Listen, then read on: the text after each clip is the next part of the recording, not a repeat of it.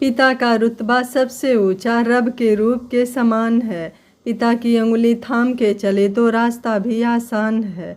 पिता का साया सर पर हो तो कदमों में आसमान है। पिता को जो सम्मान ना दे सके उनका जीवन नर्क समान है। नमस्कार दोस्तों, आज एक नई कहानी में आपका स्वागत करती हूँ। रमाकांत जी रसोई में खाना लेने पहुँचे तो देखा कि एक बिल्ली रसोई में चली आई है जो उनके हिस्से की पड़ी रोटियां निगल चुकी है। रमाकांत जी को देखते ही बिल्ली खिड़की से भाग गई। रमाकांत जी रसोई में पड़े डिब्बों को खोल खोल कर देखने लगे कि शायद उन्हें कुछ और खाने को मिल जाए, मगर डिब्बे तो सारे खाली पड़े थे। उतने में उनके बेटे बहू जो उनके मित्र के बेटे के बर्थडे की पार्टी में गए हुए थे वापस आ गए।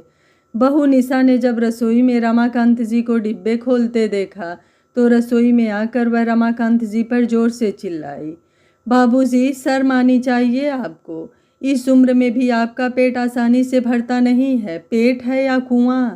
आपके हिस्से की 2 रोटियां आप खा चुके हैं, फिर भी सारे डिब्बे खोल खोल कर देख रहे हैं। अब तो रसोई में भी ताला लगाना पड़ेगा। आप पर तो बिल्कुल विश्वास नहीं किया जा सकता। सुबह शाम रोटी देने के बाद भी इनकी चटर पटर खाने की आदत जाएगी नहीं। रमाकांत जी बोले, बहू, मेरे हिस्से की रोटियां बिल्ली ने खा ली और मुझे जोरों से भूख लग रही है, इसलिए सारे डिब्बे खोलकर देखने लगा कि कहीं कुछ खाने को मिल जाए। निशा बोली, बाबूजी, हद होती है झूठ बोलने की। एक तो पहले ही आप अपनी रोटियां खा चुके हैं और फिर बिल्ली पर इल्ज़ाम लगा रहे हैं। मेरे रहते तो कभी रसोई में बिल्ली नहीं आई। बिल्ली भी आपकी रोटियां ही खाने आती है और किसी की नहीं, है ना? बाबूजी, या आपकी मनगढ़ंत कहानियाँ आपके पास ही रखिए, समझे? मुझे पागल बनाने की कोशिश मत कीजिए और चलिए रसोई से बाहर निकलिए। मुझे रसोई को ताला लगाना है।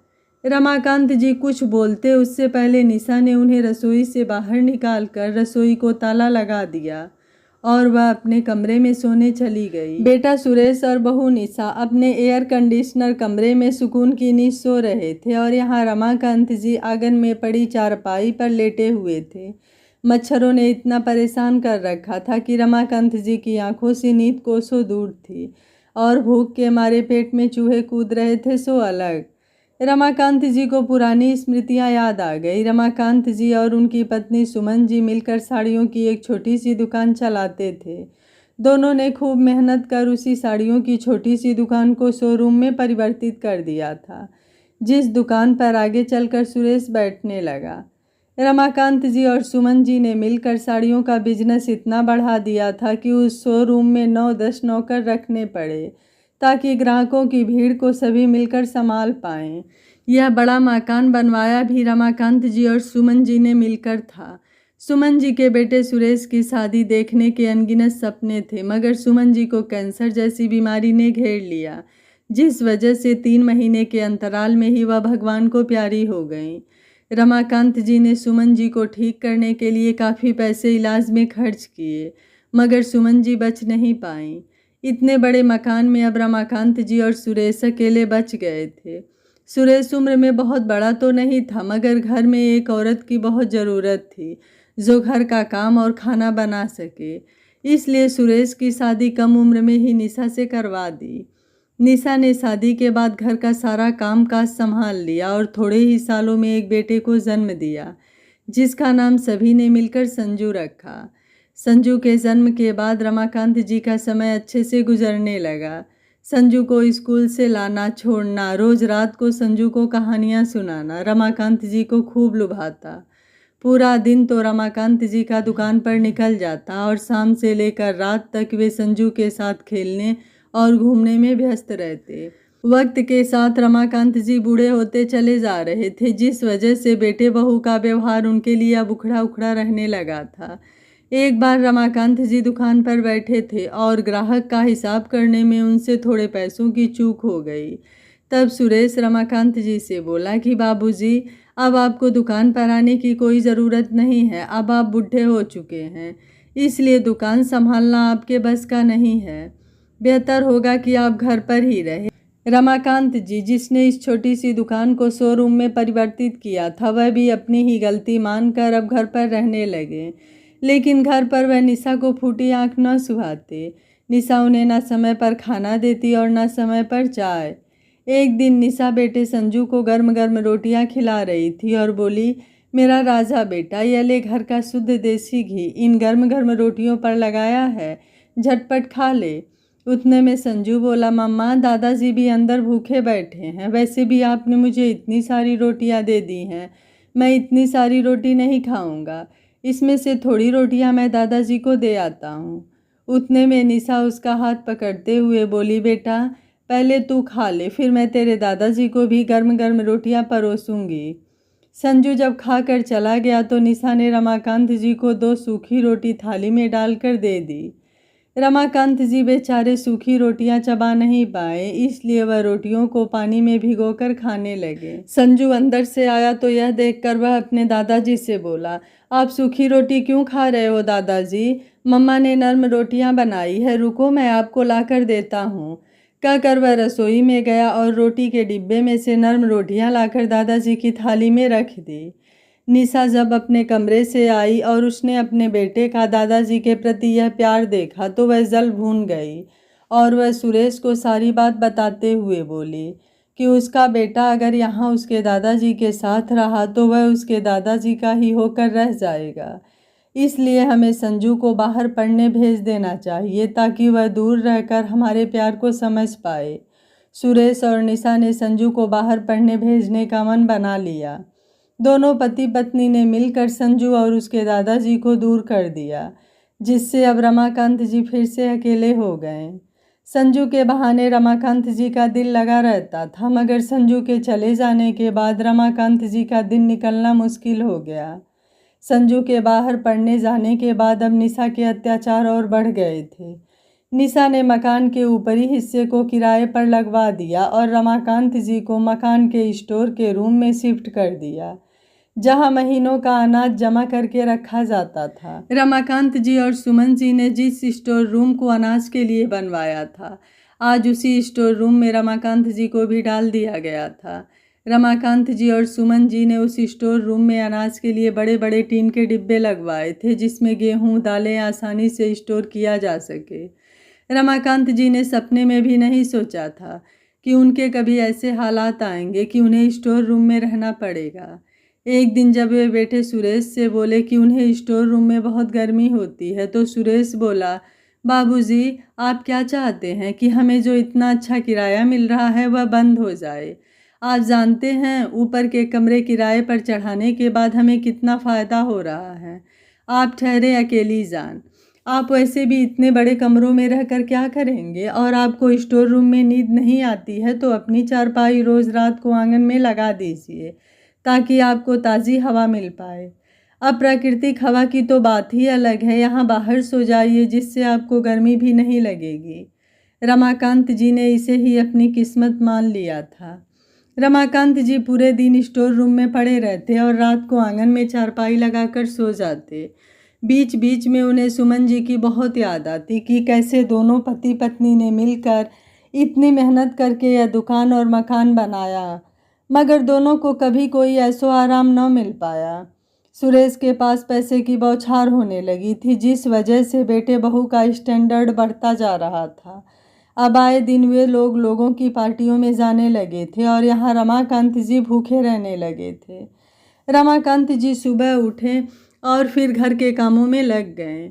संजू जब तक घर में था उसके सामने बेटे बहू ने थोड़ा लिहाज कर रखा था, मगर संजू के चले जाते ही निशा रमाकांत से घर के काम भी करवाने लगी थी। मरता क्या न करता।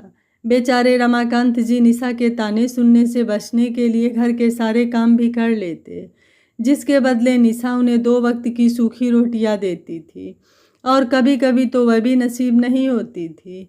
एक दिन निशा ने अपने मायके वालों को खाने पर अपने घर बुलाया और वह रमाकांत जी से बोली, मैं रसोई का काम संभाल रही हूँ, आप पूरे घर की सफाई कर दो, और हाँ सफाई जल्दी हो जानी चाहिए ताकि किसी को यह पता न लगे कि सफाई आप करते हो।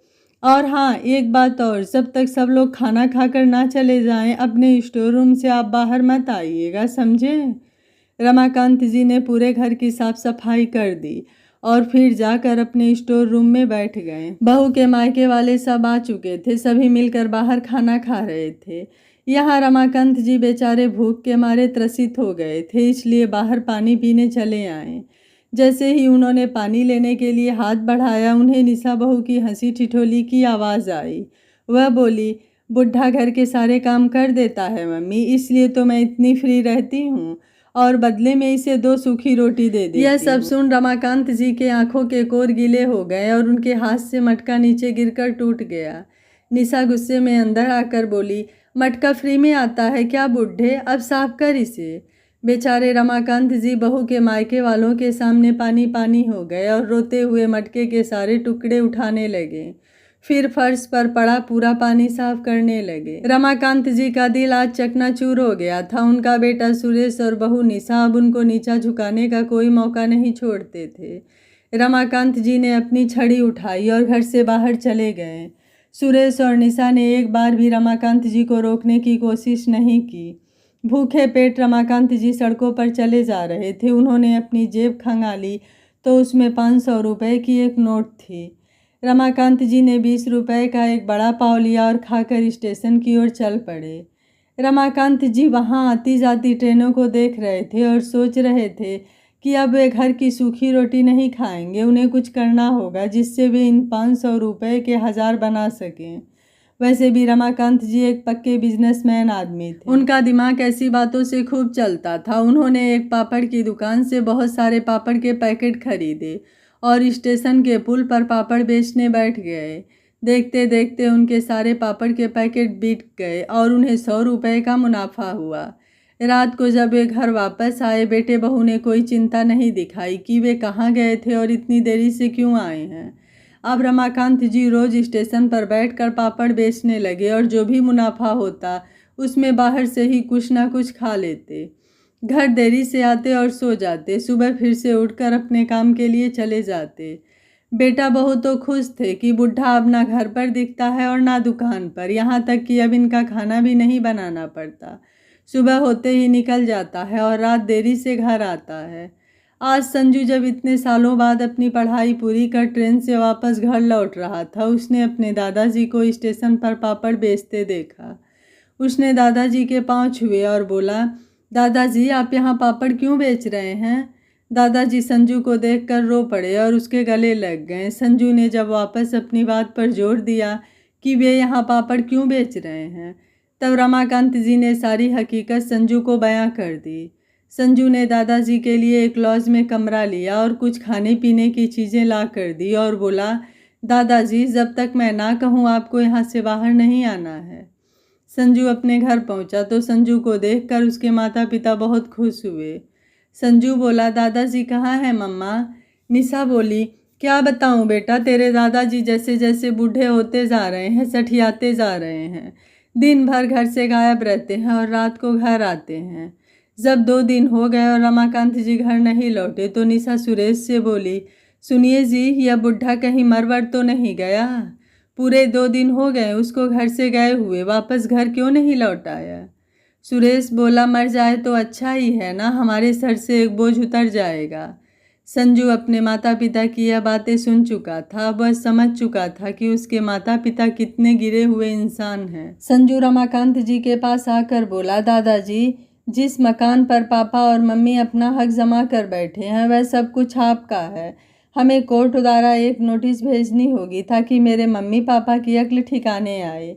रमाकांत जी भी पोते के साथ मिलकर बेटे बहू को सबक सिखाने को तैयार हो गए। अगले ही दिन कोर्ट द्वारा सुरेश को नोटिस पहुंची जिसमें रमाकांत जी ने बेटे बहू पर आरोप लगाया था। नोटिस देखकर सुरेश और निशा के होश उड़ गए और दोनों रमाकांत को भर भर कर गालियां देने लगे।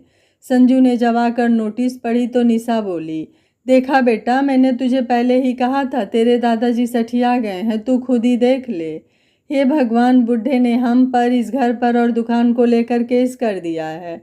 अब हम इस उम्र में कहाँ जाएंगे और यह बुढ़ा इतनी सारी प्रॉपर्टी का अकेला क्या करेगा। संजू बोला, मम्मा, यह तो आपको और पापा को दादाजी पर जुल्म करने से पहले सोचना चाहिए था। बेचारे दादाजी को आप लोगों ने इतना परेशान कर दिया कि उन्हें स्टेशन पर बैठकर पापड़ बेचने पड़े। धिक्कार है आप जैसे माँ बाप पर। मुझे आप लोगों को अपना माता पिता कहने में शर्म महसूस हो रही है। काश मैं आप लोगों का बेटा न होता। सुरेश और निशा को जब पता चला कि रमाकांत जी और संजू पहले ही एक दूसरे से मिल चुके हैं और यह सब इन दोनों का किया धरा है, तो दोनों ने मिलकर बेटे संजू से माफ़ी मांगी और बोले, हम लोग तेरे दादाजी से भी माफ़ी मांगने को तैयार हैं बेटा, तू ले चल हमें उनके पास। संजू रमाकांत जी को घर लाया। रमाकांत जी को देख निशा और सुरेश उनके पैरों में गिर पड़े और अपने किए की माफ़ी मांगने लगे, मगर रमाकांत जी ने उन्हें माफ़ नहीं किया और बोले, तुम जैसी नालायक औलादों को मैं कभी माफ़ नहीं कर सकता। उन्होंने सुरेश और निशा को अपनी सारी प्रॉपर्टी से बेदखल कर दिया और उन्हें इस घर में रहने तक की इजाज़त नहीं दी। सुरेश और निशा को यह दुकान और घर छोड़कर हमेशा के लिए जाना पड़ा। दादा और पोते ने उन्हें बिल्कुल माफ़ नहीं किया। संजू बोला, दादाजी आप बहुत अच्छे बिजनेसमैन रह चुके हैं, मुझे भी अच्छा बिजनेस करना सिखाइए। रमाकांत जी बोले, बेटा देख लेना, एक दिन तू मुझसे भी बड़ा बिजनेसमैन बनेगा। और दोनों हंस पड़े।